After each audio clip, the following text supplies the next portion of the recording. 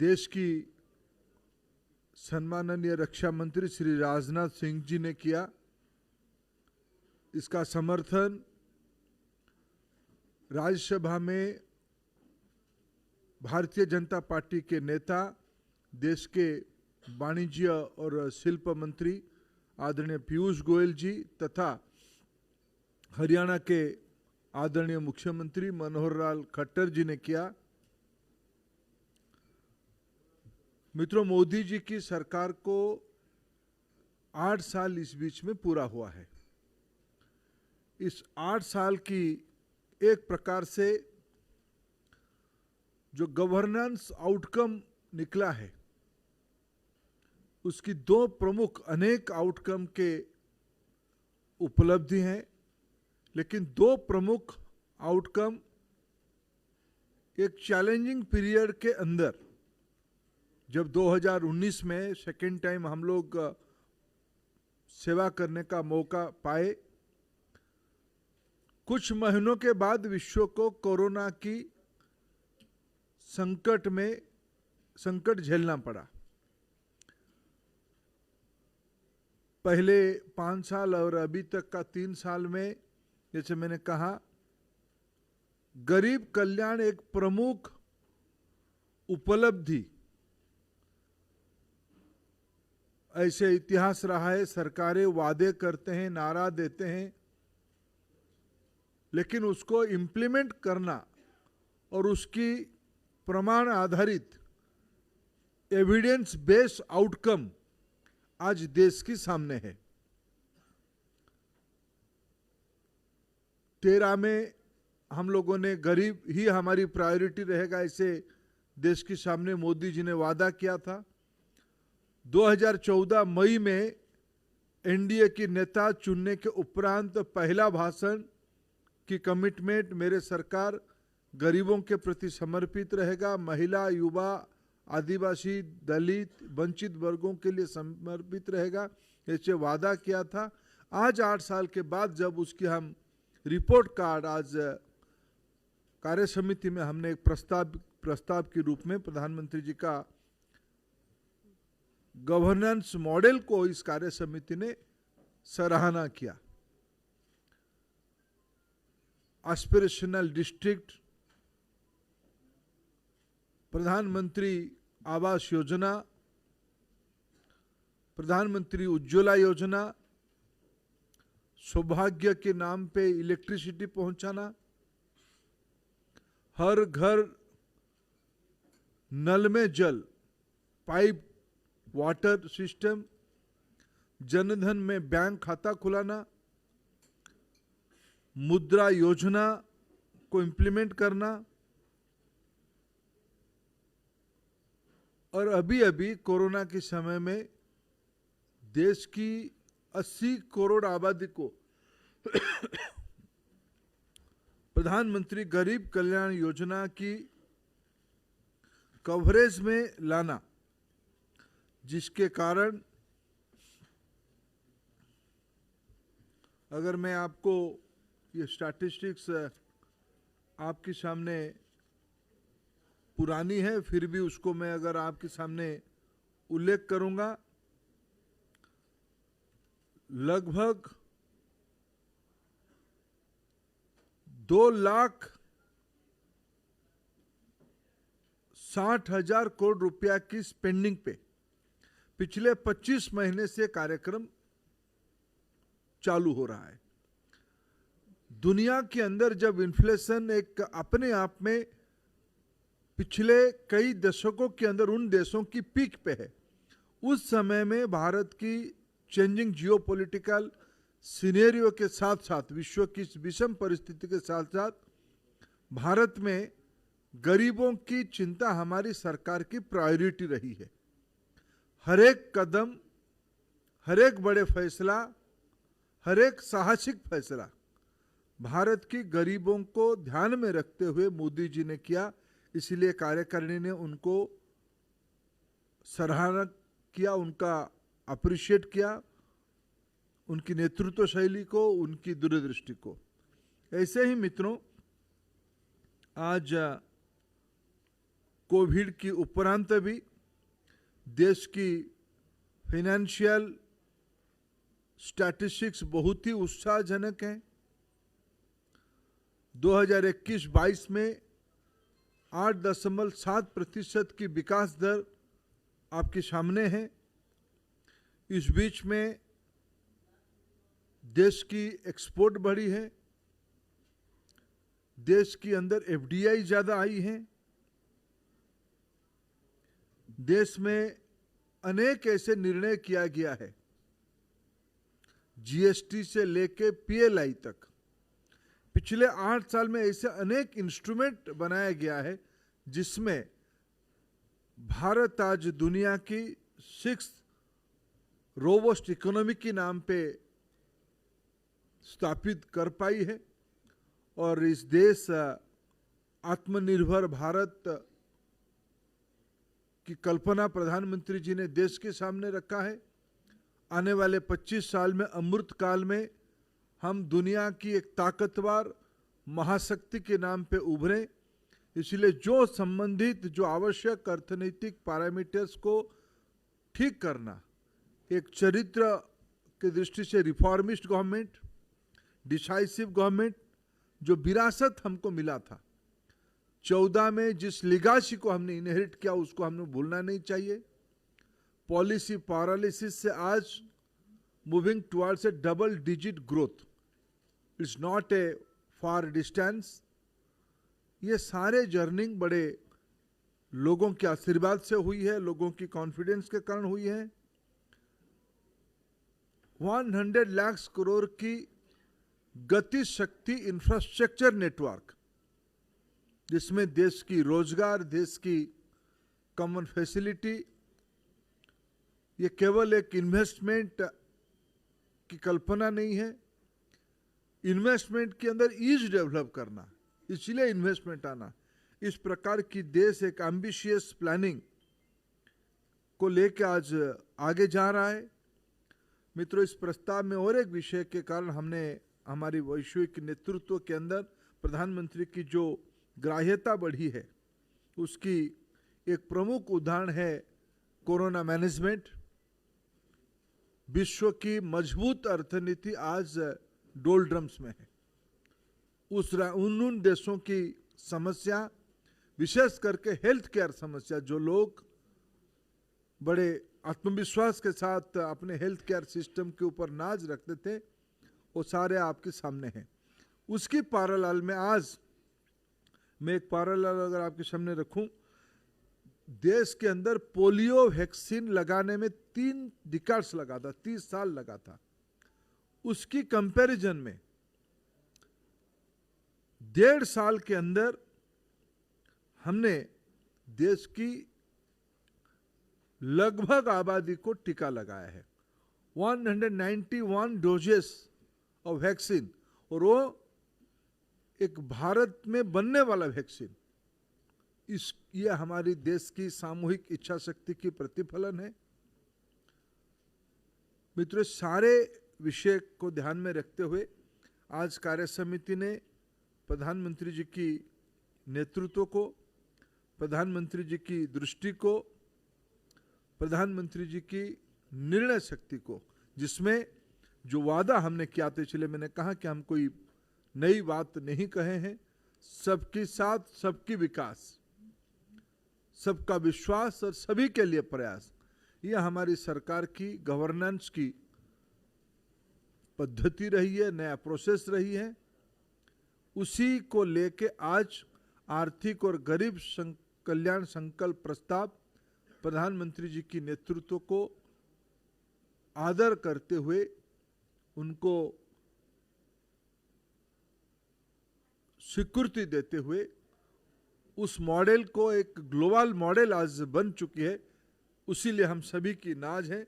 Bharatiya Janata party ने आज उसी प्रकार की एक प्रस्ताव अभी अभी पारित किया है।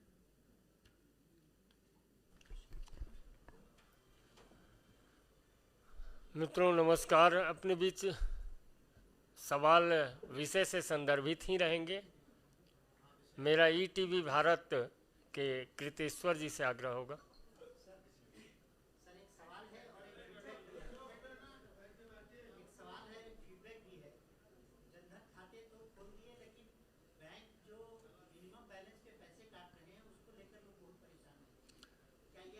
नहीं, मैं आपकी फीडबैक को आदर के साथ ले रहा हूँ। ये कोई नई फीडबैक नहीं, पुराने फीडबैक। बैंक एक व्यावसायिक संगठन है, वो अपने कारोबार करेगा, लेकिन जनधन खाता की प्रमाण पिछले कोरोना की क्राइसिस समय 1,500 रुपया महिलाओं के खाते में सिमलेस पहुंचना। मैं पेट्रोलियम विभाग की काम कुछ समय देख रहा था। डीबीटी सक्सेस होने के एक प्रमुख कारण है जनधन खाता। मैं आज शिक्षा विभाग के काम देख रहा हूं, स्कॉलरशिप पोर्टल उसी से जुड़ा हुआ है, जनधन खाते से जुड़ा हुआ है। जनधन खाता is a global model today. Brajmohan Singh Sadhana. Sir, मेरा सवाल सर ये है कि तेलंगाना में यहाँ पे आपकी 2 दिवसीय कार्यकारिणी बैठक हो रही है। पूरे दिग्गज नेता मौजूद हैं यहाँ पे, आप स्वयं यहाँ मौजूद हैं, पूरा देश के प्रधानमंत्री मौजूद हैं। बगल में स्टेट है कर्नाटका, जहाँ पे आप लोग सत्ता में हैं, लेकिन ऐसा लग रहा है कि यहाँ पे पूरी मेहनत झोंक दी। तो क्या तेलंगाना या आंध्रा को लेकर के आप में थोड़ा कोई भय है, या यहाँ पे इतनी मेहनत झोंकने की जरूरत क्यों पड़ रही है? हमने तो अभी प्रस्ताव के बारे में आपसे चर्चा कर रहे हैं। नीरज पांडे, एबीपी। सर, आज केसीआर साहब ने आज यहाँ पे एक प्रेस कॉन्फ्रेंस की कार्यक्रम किया। उन्होंने कहा कि श्रीलंका का जो हाल है वो हमारी वजह से है, और आप श्रीलंका के सेल्समैन बन गए हैं, देश का अपमान कर रहे हैं। देखिए, किसी की अनसिविलाइज प्रश्न की मैं उत्तर देना उचित नहीं मानता हूं। देश एक फेडरल स्ट्रक्चर में विश्वास रखने वाला देश है। मेरे पास उसके लिए कोई शब्द नहीं है।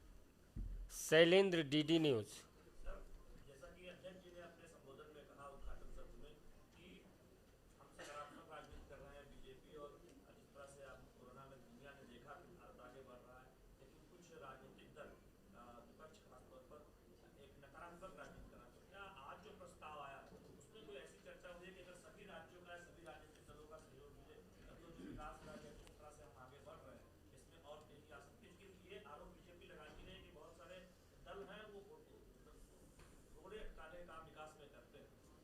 देखिए, समीक्षा तो आप लोगों की मदद से हम करवाना चाहते हैं देश में। एक कॉन्ट्रास्ट एनालिसिस आप ही लोगों की दायित्व है करने के लिए। बाकी रहा हम किसके लिए कर रहे हैं। देखो, प्रजातंत्र में कोई चीज किसी की जागीर नहीं होती। कुछ लोगों के मन में गलतफहमी रहती है कि हम बैठ जाए कुछ समय के लिए तो हमारी जागीर हो जाती है। ऐसा हम, मेरे प्रधानमंत्री तो इसे कतई उसकी विश्वास नहीं करते हैं।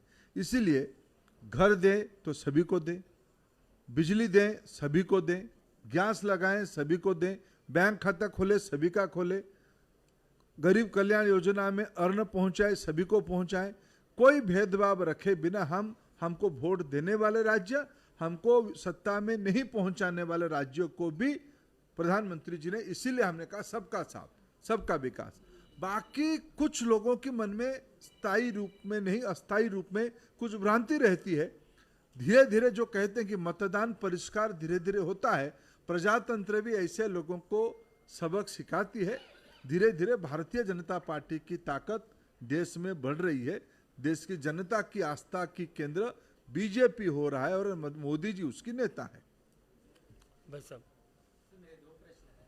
एक ये है कि ये जो प्रस्ताव आया है इकोनॉमिक रेजोल्यूशन के लिए, इसमें ये 80 करोड़ जो डिपेंडेंट गवर्नमेंट पे हैं उनको 40 करोड़ तक लाने का कुछ प्रयास चल रहा है।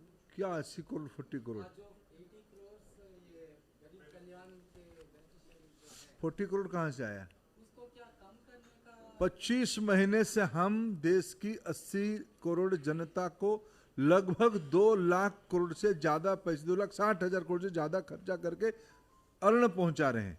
ये भारतीय जनता पार्टी का ही सरकार कर रही है, मोदी जी का ही सरकार कर रही है। डिपेंडेंस कम करने का मैं स्पष्ट रूप में फिर विनम्रता से मेरे पॉइंट ऑफ व्यू को कह रहा हूं। 80 करोड़ लोगों को भारतीय जनता पार्टी पिछले 25 महीने से कोरोना की क्राइसिस को ध्यान में रखते हुए सेवा करते आ रही है। मुद्रा बैंक कब स्टार्ट कर रही है? पायल Mehta.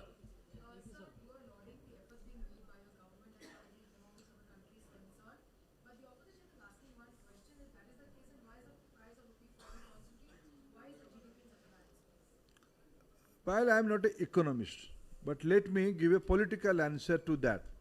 This unprecedented crisis not limited to India only. एक वैश्विक संकट में एक प्री कोरोना थोड़ा विश्व की अर्थनीति को जो थोड़ा पब्लिक पॉलिसी की प्रैक्टिशनर के नाते पढ़ा होगा तो उस समय की स्थिति को थोड़ा याद करें। फिर कोरोना, ऐसा विश्व में कोई देश नहीं था जो डिसरप्टिव पाथवे में नहीं गया। फिर उसके बाद पूरा समूचा यूरोप में उथल पुथल हो रही है यूक्रेन के कारण। एक एनर्जी के नाम पे ग्लोबल कमोडिटी की प्राइस स्काई रॉकेट, ये सारे विश्व की अर्थनीति को हानि पहुंचा रही है।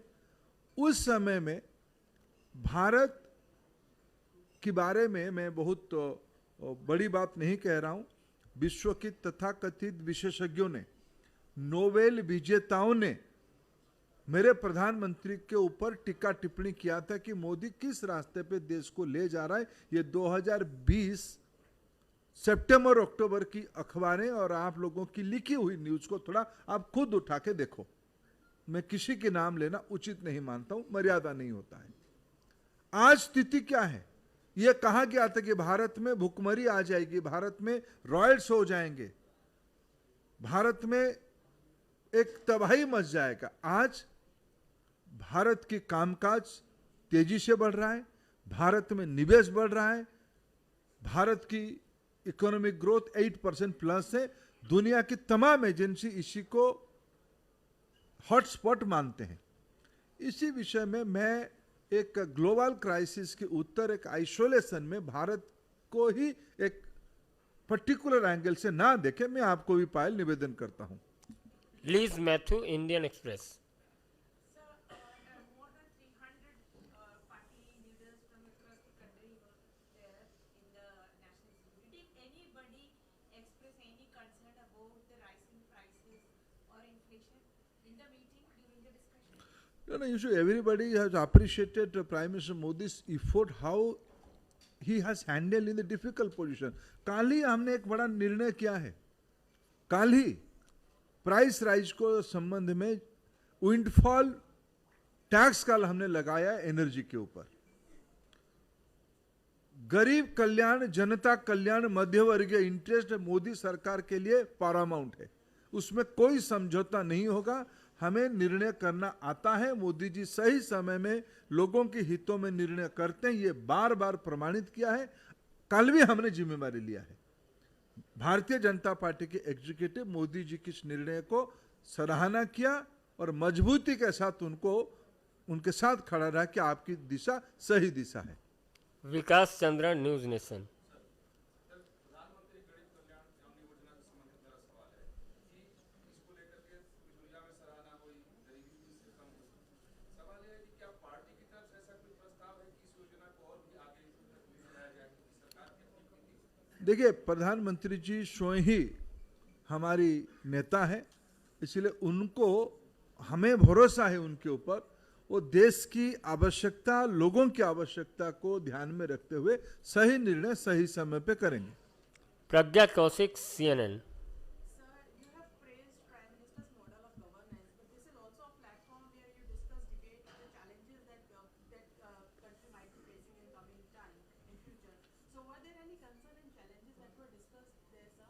प्रज्ञा, अभी तो हम गरीब कल्याण और आर्थिक संकल्प की प्रस्ताव के बारे में मेरे दोनों मित्रों ने आदेश दिया है। मैं सारे विनम्रता से कोशिश कर रहा हूं उसी का एड्रेस करने के लिए। आप और कुछ पूछ रहे हो? Pratyul the week.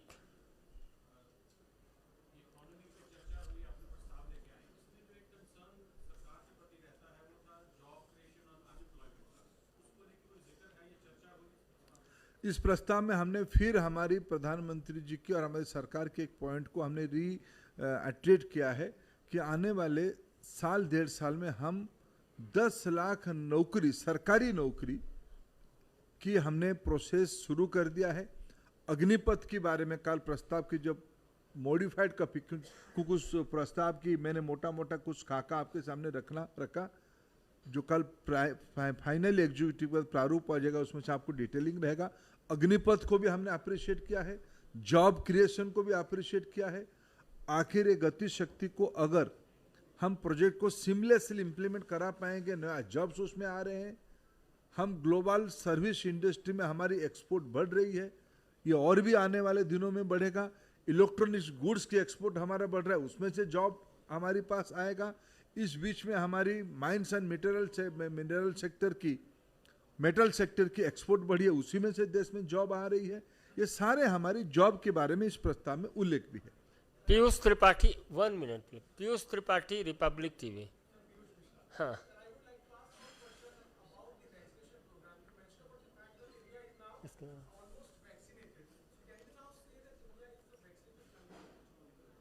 देखो, एक डायनेमिक भारत जैसे 135 करोड़ देश में हमने कहा कि हमने 191 करोड़ डोजेस लगाया है, ऐसा ये नियर टोटल है, इसलिए ये क्लेम करना क्योंकि 100% हो गया, इसे नियर टोटल। अब अंतिम 2 सवाल हैं मिलाप से, बताइए। हाँ, सरकारी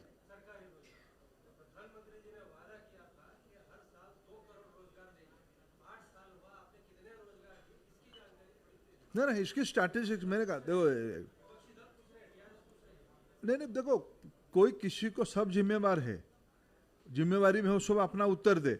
मैं बड़े नम्रता के साथ कहूं, इसी साल मैंने कहा ना कि भाई देखो, कई लोग, मैं बहुत आप ही की अखबार में भी छपा होगा या आपकी चैनल में चली होगी, 2020 सितंबर अक्टूबर नवंबर की so called intellectual and experts की कमेंट आप पढ़िए। उसके बाद इसी साल मेरा बजट जो इस बार आई है, निर्मला जी सीतारामन जी ने लाया है, highest ever public spending on from the budget, 5 lakh crore से ज्यादा विकास पे खर्चा करने की हमने व्यवस्था किया है। कोरोना के समय में highest ever capital spending by government treasury, ये सारे सीधा सीधा जॉब से रिलेटेड है। अगर इस देश में क्राइसिस एक्यूट होता तो सोशल हार्मोनी इस स्थिति में नहीं रहती। इसलिए कुछ लोग जो एक एटमॉस्फेयर क्रिएट करना चाहते हैं, where are the jobs, this is the reality today, people are earning, government is taking care of the poor, there is a PLI scheme, there are lakhs and crores of rupees spent in from the government treasury for the capital spending for the projects. These are the evidence, jobs has been created, people are engaged. अंतिम प्रश्न है ABP से विकास भदौरिया।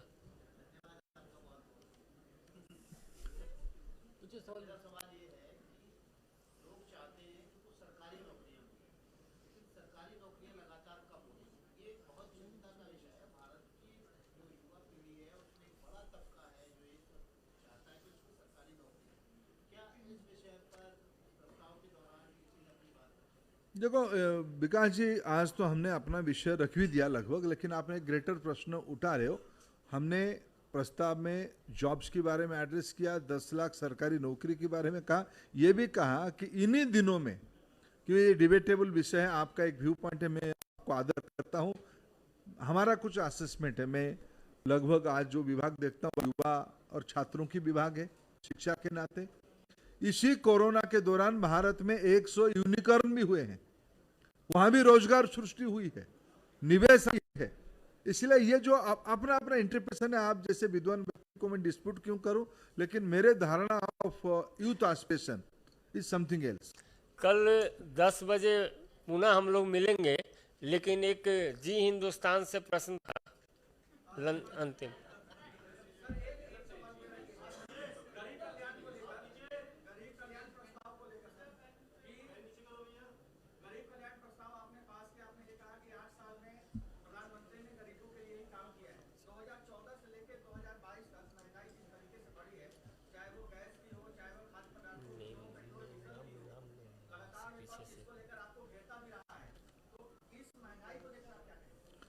देखो, ये कोई विषय कोई मैं अंडर द कारपेट नहीं कर रहा हूं। आप थोड़ा इसको कहते हुए 14 की पहले इन्फ्लेशन की डिजिट क्या था, परसेंटेज में आज क्या है, देखो थोड़ा उस समय की क्राइसिस, उस समय की समस्या, उस समय की चैलेंजेस को आज के समय के साथ तुलना करो। कोरोना जैसे ग्लोबल क्राइसिस, अनप्रेसिडेंटेड क्राइसिस के उपरांत हम बैठे हैं। कौन सी देश की इन्फ्लेशन कहां खड़ा है और कौन सी देश की ग्रोथ कहां खड़ा है, ये सारे प्रमाण में है। ये सिर्फ विपक्ष विपक्ष विपक्ष विपक्ष को मैं शुभेच्छा देता हूं, थोड़ा थोड़ा कम से कम कभी ना कभी पॉजिटिव हो जाने से उन्हीं के फायदे में है। हमने पिछले बार पेट्रोलियम प्राइस की रेट घटाई टैक्स से, क्या विपक्ष ने घटाया? मैं नहीं पूछ रहा हूं, वो उनको जाने, उनकी प्रजा उनको तय करेगी उनके बारे में। चीजों को एक आप जैसे पढ़े लिखे विद्वान पत्रकार थोड़ा अपना होमवर्क रिसर्च बढ़िया से करके हमको कटघरे में खड़ा करो। पनीहरन हंस India ji.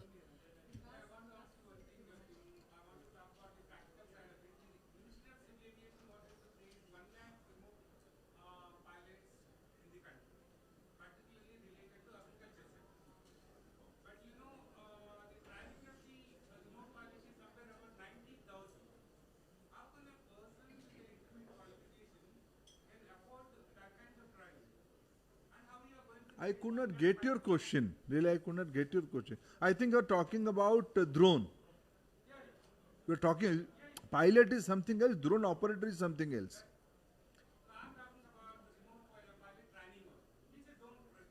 Drone operator. No. Recently, my government has come out with a very progressive and very path-breaking policy on drone. No, I think India may be, I am not so sure, but my confidence is that India may be the first country to come out with a clear-cut, multi-dimensional drone policy. Drone will be no more used for some small things. Drone will be used for logistic. Drone will be used for. No, why you are so hurry? I listen your question very patiently. Let me answer. If you are not convinced, then I will again listen your question. The policy cannot be, yes, agriculture is the priority sector, because we want to, if you go by single example, the pesticide, the conventional method of spraying pesticide is very challenging. I am not saying it's very dangerous, but it's very challenging. But in drone, it will be minimal and it will be precise. The precision technology used through drone. So agriculture is the priority one, but not only agriculture. In the difficult area, all kind of logistic will be now implemented through drone technology. So drone is an emerging area. I am in charge of Ministry of Skill Development. So I am creating that ecosystem. My ministry is creating that ecosystem. How to create the capacity manpower. These are some frontier new area. Drone operator, drone maintenance, drone owner, all this all put in together is creating new employment and economic opportunity, and therefore we come out with a policy and it will grow and it will create lot of jobs. Snehal Joshi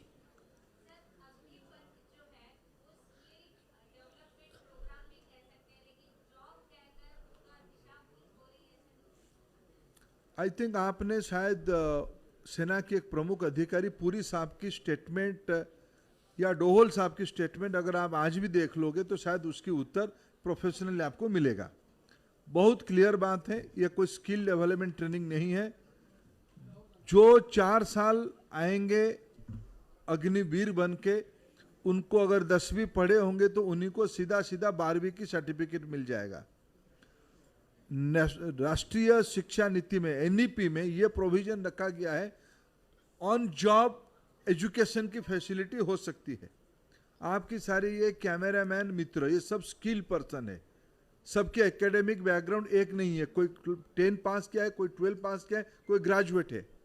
अगर 10 वाले ये काम करते करते cinematography में आज की policy हम लेके आ रहे हैं, अगर ये क्रेडिट सिस्टम पे आगे बढ़ता है तो ये ऑटोमेटिकली थोड़ा मिनिमल परीक्षा देके डिप्लोमा हो सकता है, डिग्री कर सकता है। ये this is the new education policy, national education policy envision by prime minister Modi. उसी को हम अग्निवीर में फिट इन कर रहे हैं। अग्निवीर में काम करते हुए 10वीं वाले को 12वीं की सर्टिफिकेट ऑटोमेटिक मिल जाएगा। 12वीं पढ़ा हुआ व्यक्ति अगर चाहेगा तो डिप्लोमा कर सकता है, डिग्री किया हुआ व्यक्ति चाहेगा तो मास्टर्स कर सकता है। इसलिए कोई स्किल डेवलपमेंट नहीं है। उसके अलावा स्किल की नया टेक्नोलॉजी में आ चुका है। मैं विजुअलाइज कर पा रहा हूं आने वाले 18 साल के बाद हमारा कार्य समिति यहाँ हो रहा है, जल्द ही हम दोबारा कार्य समिति के लिए 2-4 साल के बाद आएंगे। तब हैदराबाद में एक भी कैमरा नहीं होगा, सभी के हाथ में 5G की छोटा सा मोबाइल फोन होगा। ये स्किल सब हम आपको देने वाले हैं, वही है अग्निवीर। यतीन्द्र शर्मा, अरे यतीन्द्र शर्मा, नया बहुत नया बहुत टेक्नोलॉजी धन्यवाद। आ जाएगा।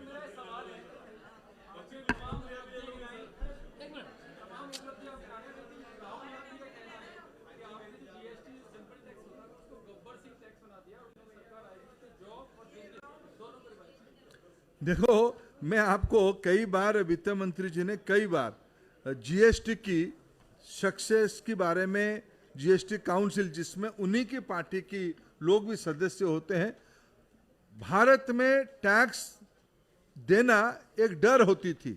आज लोग टैक्स खुशी से देते हैं, सेलिब्रेट करके देते हैं। भारत की आमदनी बढ़ी है और गरीब कल्याण में लग रहा है। कल Thank 10 you. बजे पुनः हम मिलेंगे।